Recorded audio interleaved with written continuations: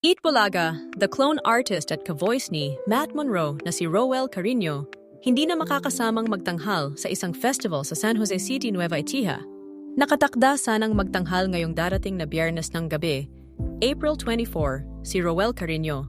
Kasama pa ang ilang Eat Bulaga the clone artists gaya ni Lucky Robles, Daryl Shane Jandani at Rochelle Santos.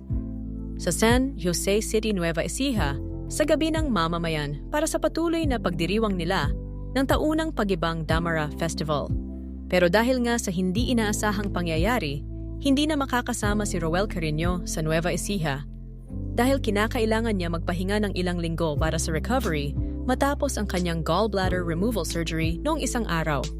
Nagbigay naman ng update ang kanyang kapatid na si Roger at sinabing nagpapagaling na si Roel. Nagpaabot naman ng mensahe kay Roel Carino ang kanyang mga taga-suporta, pati na rin ang pamunuan ng TVJ Production para sa hiling na agarang paggaling ni Roel.